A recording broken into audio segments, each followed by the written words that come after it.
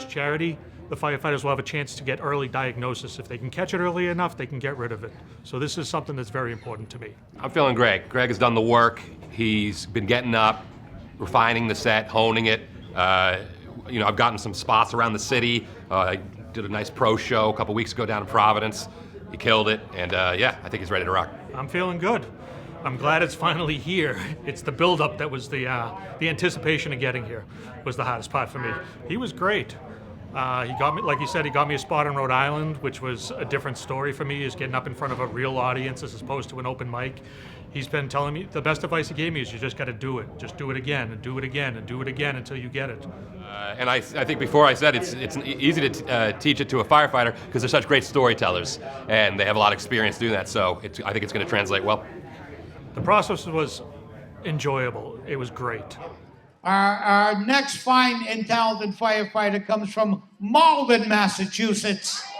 Yes, please welcome Craig Nicholas. Give Craig a nice round of applause. Go get him, buddy.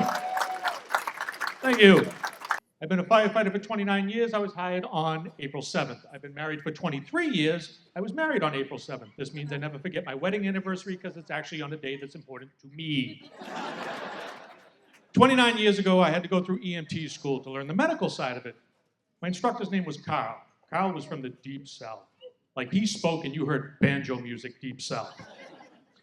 And what he would do is he would tell us stories what he had to do in the South when the hospital was 2 hours away.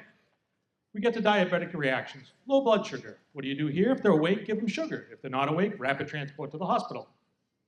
Deep South, if they're awake, give them sugar. If not, you can take a candy bar and shove it up their ass. This is a real thing. A sugar suppository, or a confectionery colonoscopy, if you will. You think that's why they call it the Hershey Highway?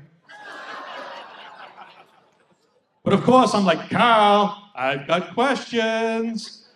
What's the dosage on that? Like if I got M&Ms, how many are you putting in there? If I got a Twix, is it one for me and one for him, or are they both going downtown? If I got a Charleston Chew, how deep am I going? And is it just in, or is it in and out? Really changes that Snickers, it really satisfies.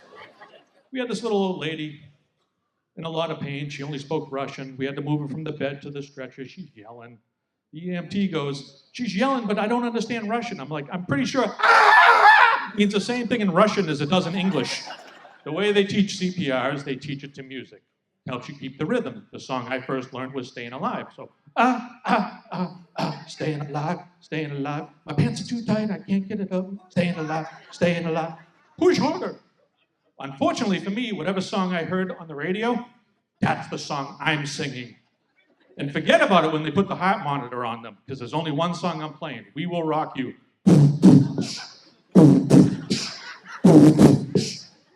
Yeah, he ain't gonna make it either. That's my time, thank you.